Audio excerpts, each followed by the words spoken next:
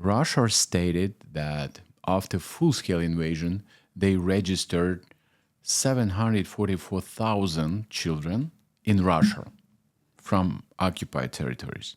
How many unaccompanied children whom parents were killed in Mariupol or on any occupied territories, we have no idea. Russian intent, Russian strategy, totally brainwash a Ukrainian child, instilled hatred towards the West, and weaponize these children. We can immediately give you Russian passport, and then 100,000 rubles you will receive from us. A number of children's suicide is growing.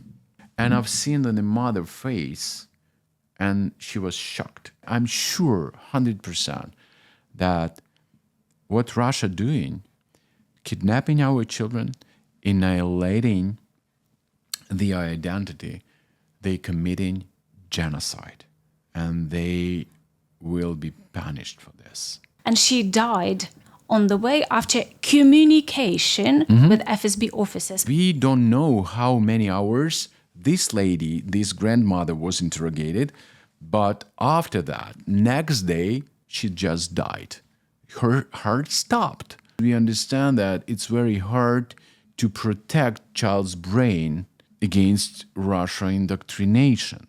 We have now huge educational gaps in children. COVID, war, and now we have kids 9, 10 years old who cannot read or write. We have just last number. For whole country, we have only maybe 30 or 40 children's psychiatric specialists.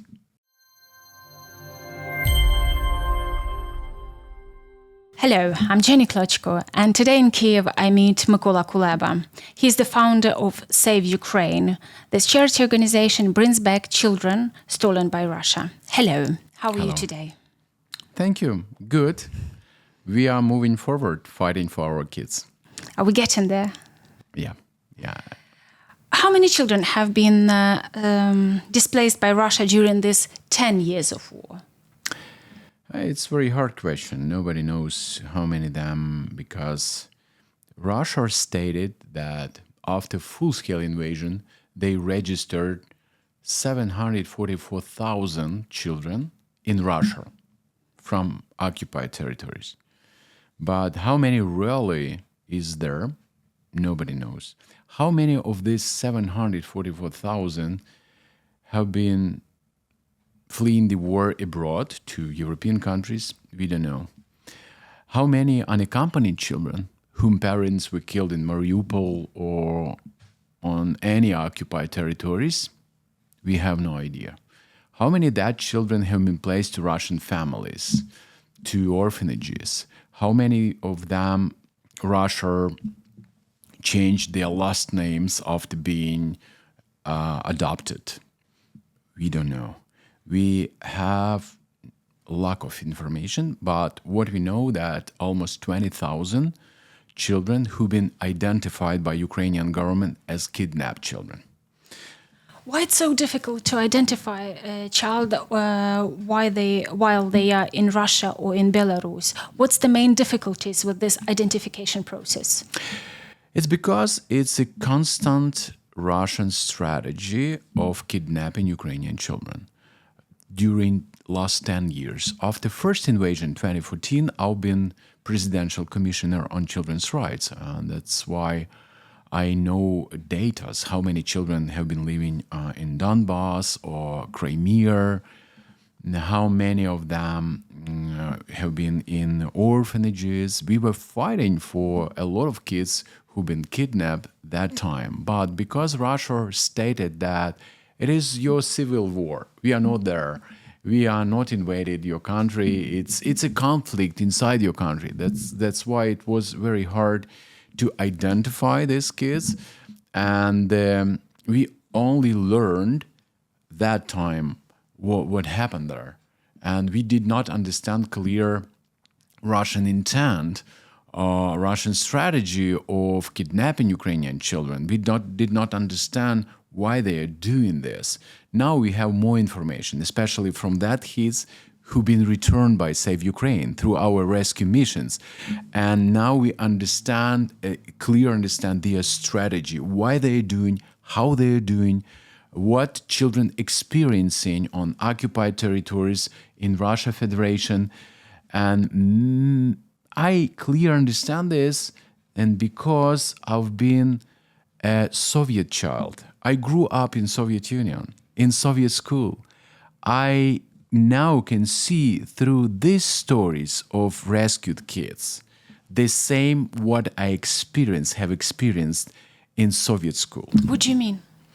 I mean that Russian intent, Russian strategy, totally brainwash a Ukrainian child, instilled hatred towards the West, and weaponized these children. Three main points of this strategy: to kidnap, brainwash, or indoctrinate them, instill hatred, and weaponize. It's four points. And weaponize, because thousands of young adults, Russian soldiers, who are fighting against Ukraine, they've been Ukrainian school children in Donbass and Crimea. And now it's thousands Russian soldiers dying for nothing because they've been brainwashed and weaponized.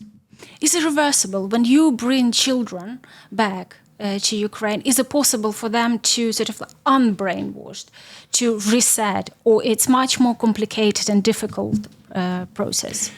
It's very hard process, because especially for that kids who lived on the east or on the south, on occupied territories, and they learn from Russians. They grew up there, almost 2 years. They grew up and they attend Russian school. For example, I have 4 kids.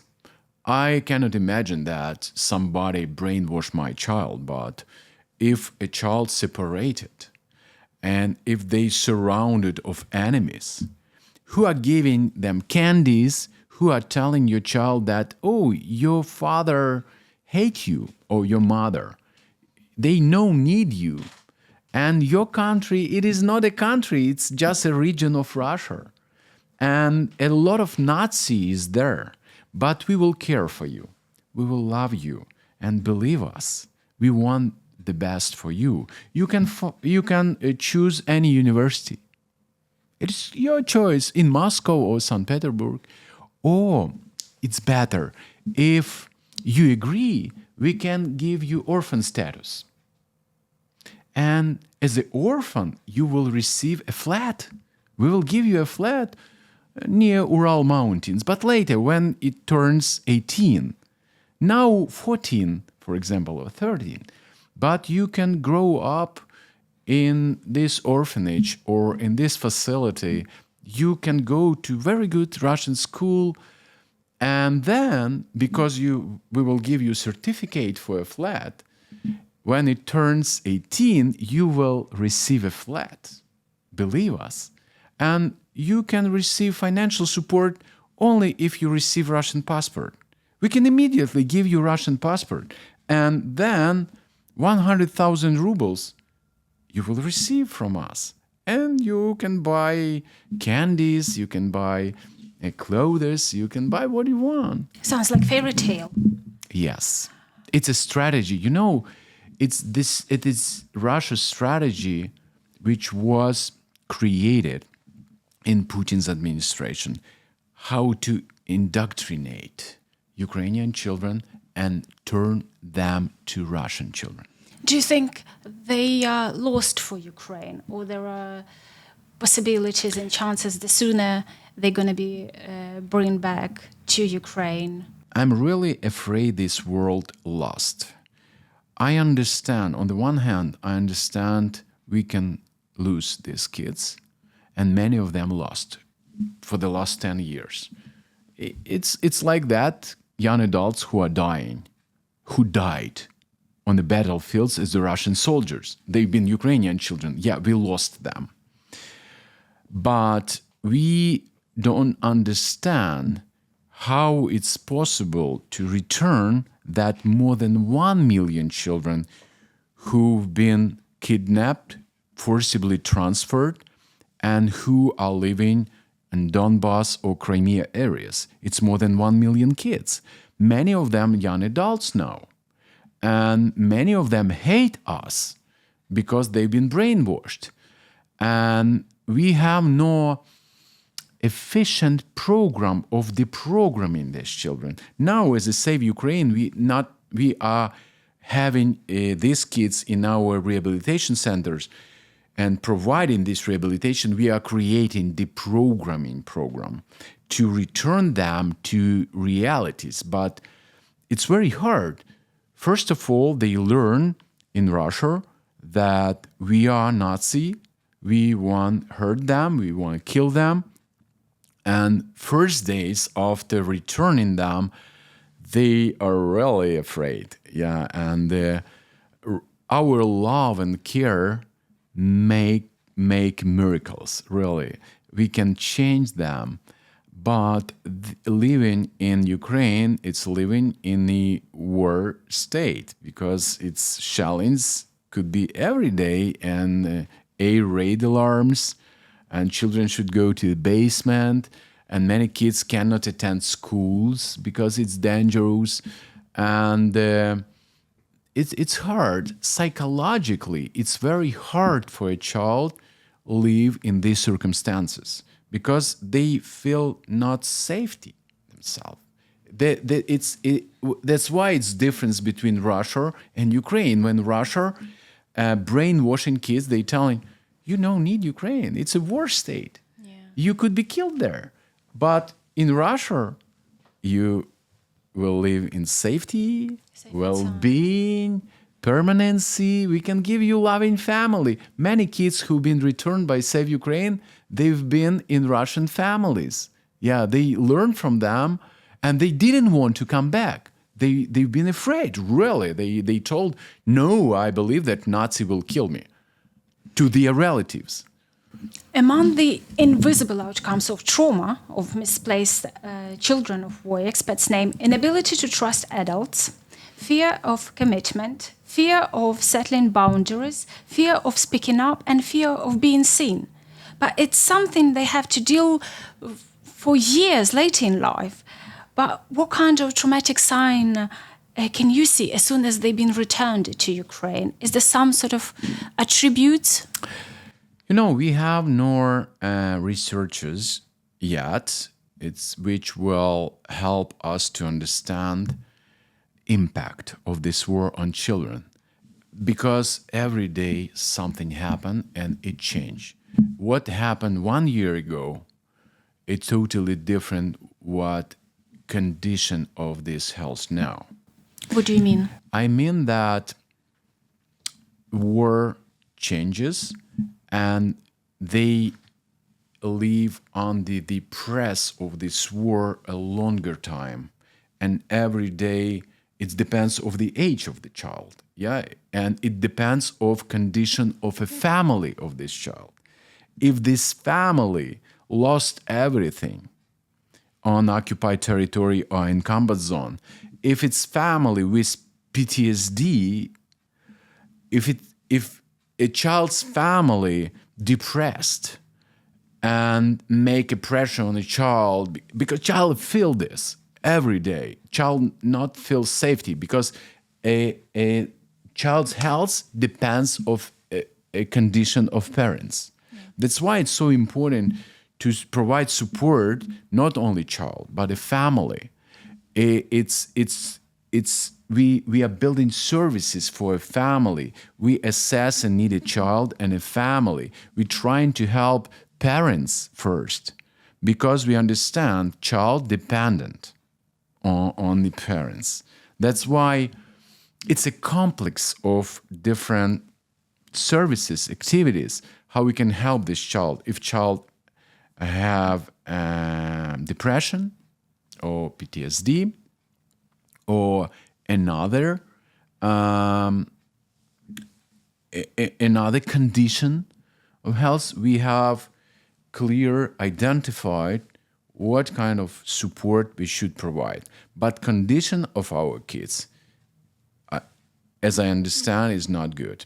It's not good. But I could be wrong, because we as an organization working with the most vulnerable, with that ones who lived on the occupants, on occupied territories, or in Russia, or in combat zones.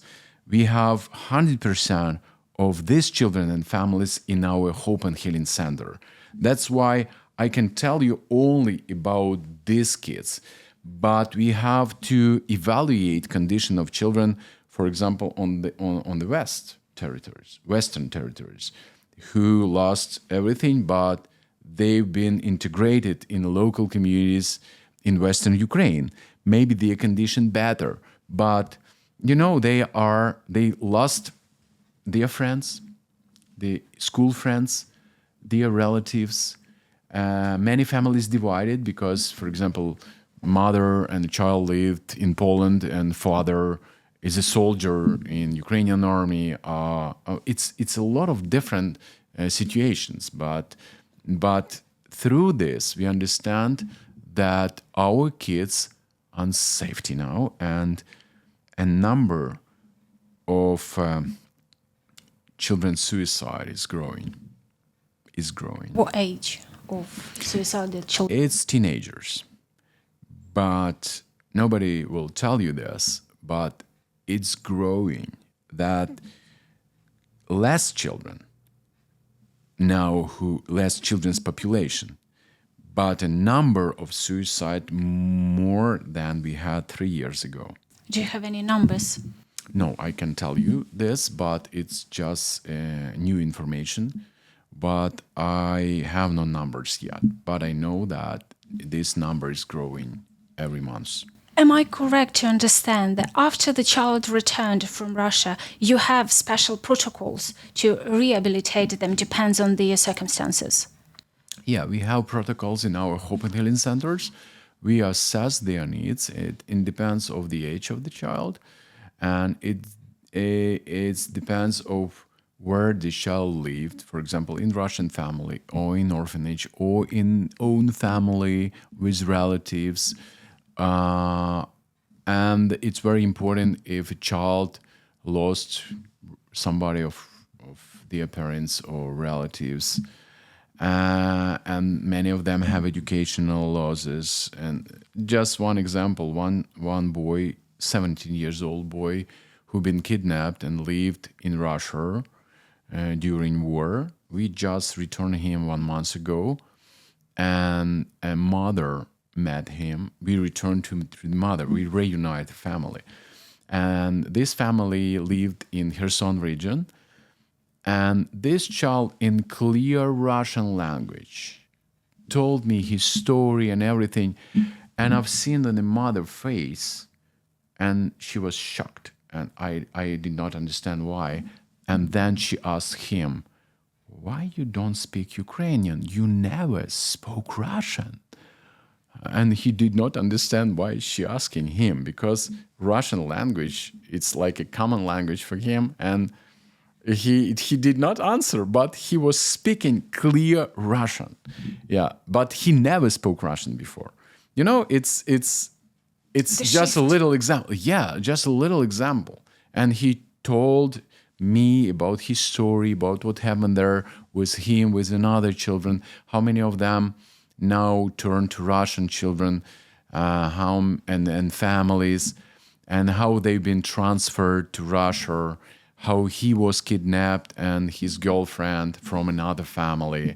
And it's, through this we learn a Russian strategy, and it's horrible, it's genocide. And I'm sure 100% that what Russia doing, kidnapping our children, annihilating their identity, they committing genocide, and they will be punished for this.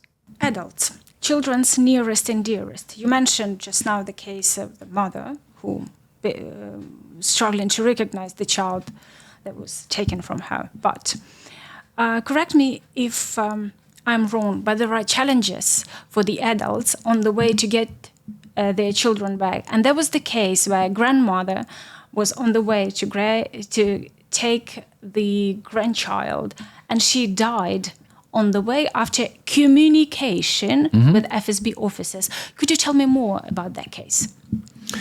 But before I will tell you this, I want to just explain your audience what they experiencing, what they feel, both children and relatives.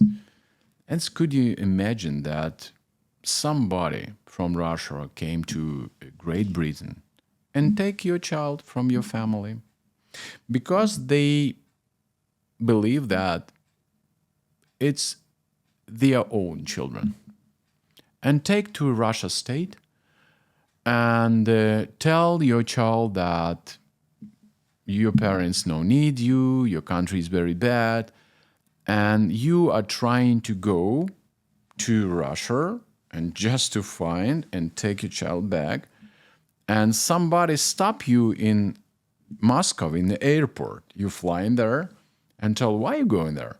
Because my child is there. What do you want to do with your child?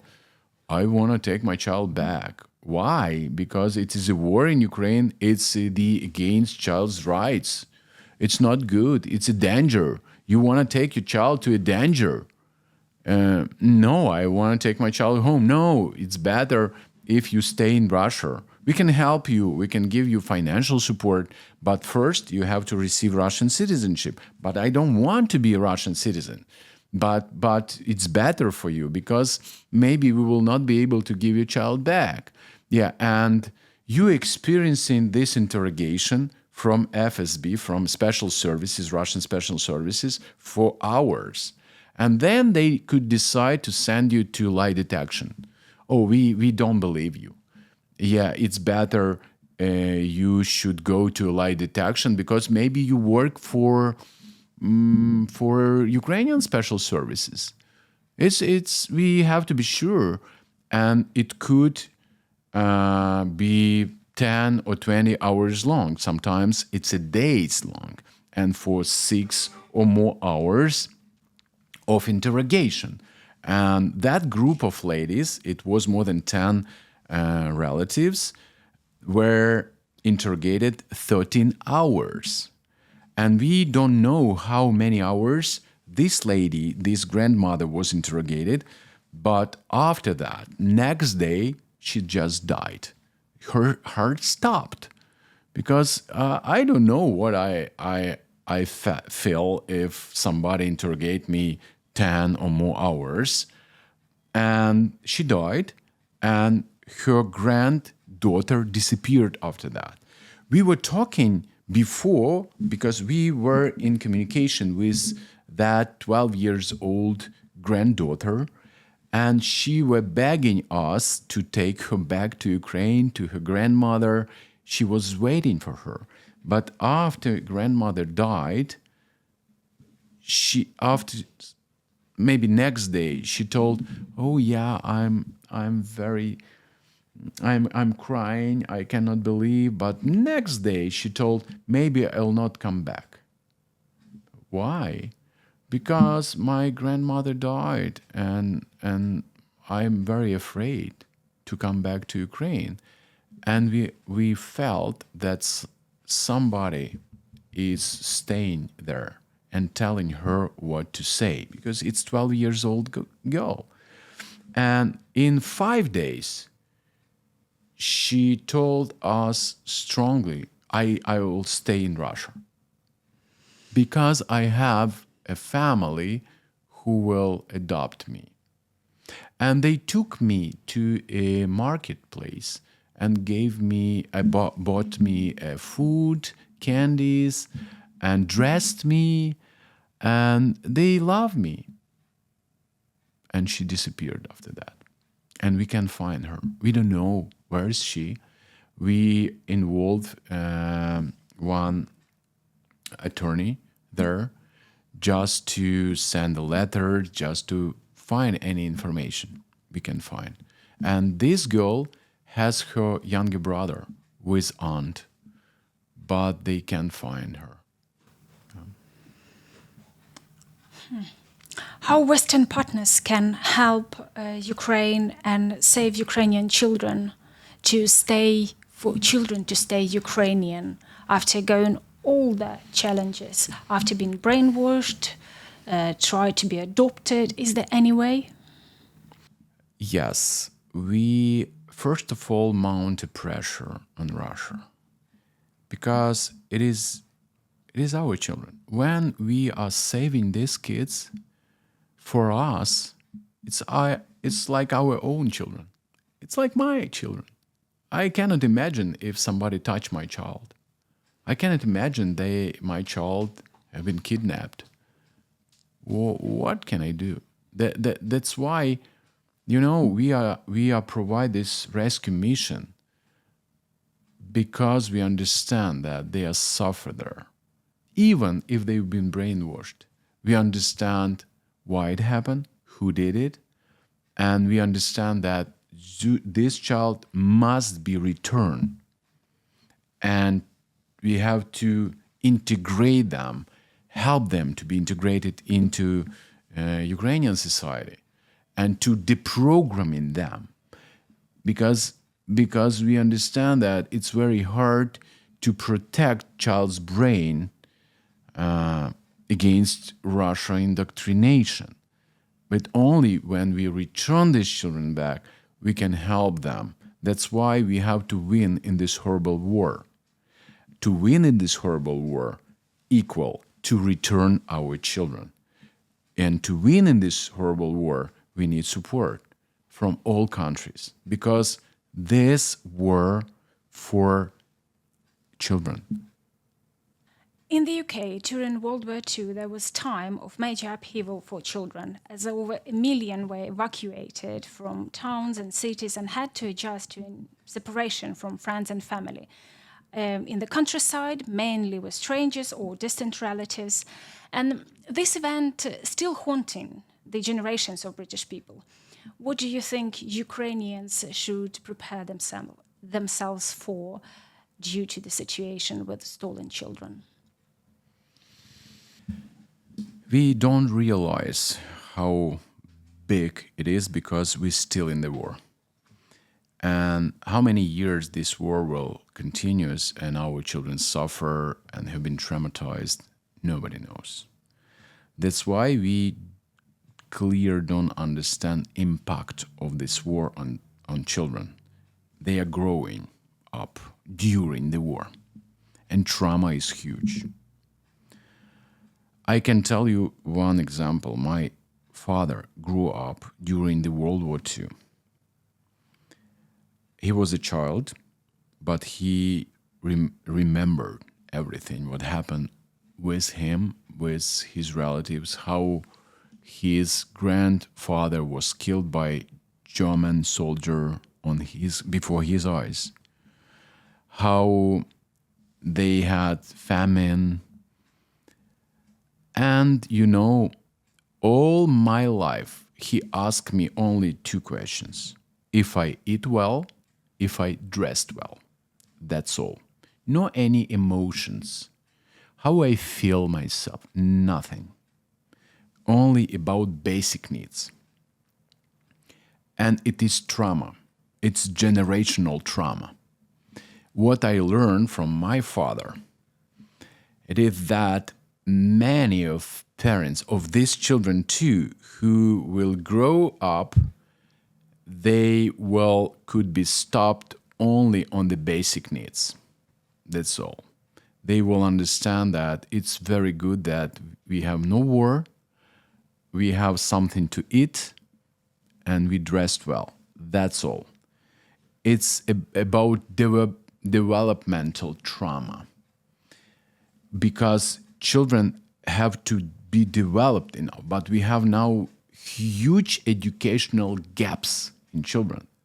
COVID, war, and now we have kids 9, 10 years old who cannot read or write.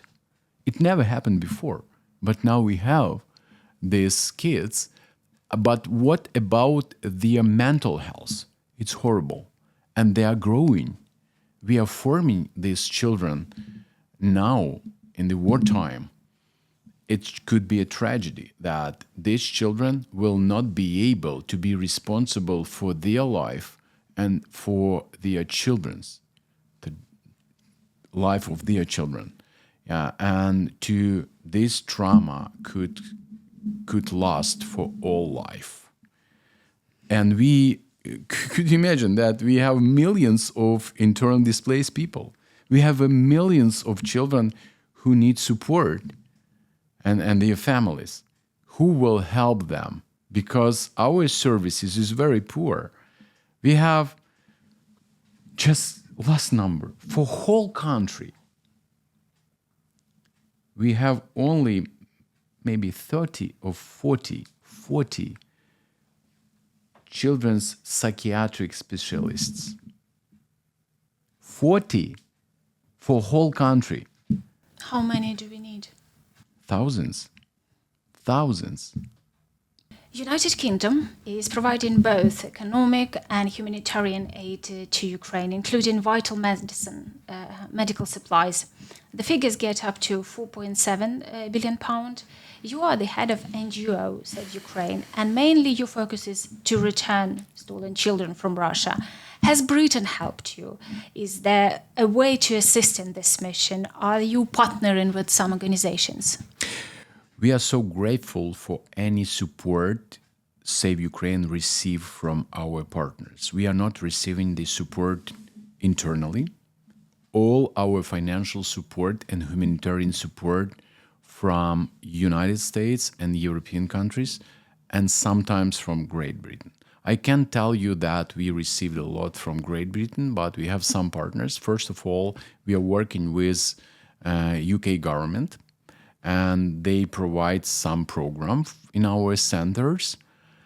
And we have one, the biggest, our partner, it's Lord Robert Edmiston. He's my friend, and he's helping orphans, he's helping children with disabilities, and he's helping to provide rehabilitation in our Hope and Healing Center. I'm so grateful that this British Lord, who are really inspiring us, who are helping us a lot during maybe 10 years or more. And he was helping after first invasion. He was helping before. He helped us to create a movement, Ukraine Without Orphans, to help find a loving family for orphans, who help us find mentors for children in institutions.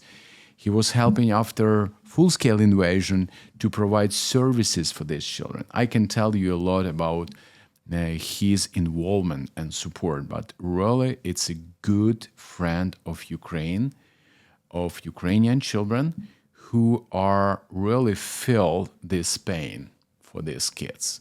I really appreciate what he's doing. What kind of message would you like to send to the British people? I understand that on the one hand, we're far away from Great Britain. On the other hand, you have to know that we feel pain for our kids. And we need your support, because this war on children and women, and this war is a test for all civilized countries if they are ready to fight for these values. It's not about the land. It's not about like conflict between Russia and Ukraine. It's about testing the world if they are ready to fight for innocent children, if they are ready to protect them from evil or not. And yesterday, one of my friends from Canada came to me and told he has a Ukrainian wife, and one of a child 5 years old just 2 days ago told him, "Father, I know this war between dark and light, between evil and good. I know that Ukraine is on the right side, good. We want to stay in good, in the right side, in light. And we need somebody who will be with us. We don't want to be slave of Russia. Never. I want my children live an independent country with sovereignty, to be in European and to be developed enough to be a part of civilized world. That's why we are fighting for our future, for our children. Thank you, Mr. Kuleba, for meeting me today. Thank you for watching, and please don't forget to like, share, subscribe, and comment below. Thank you.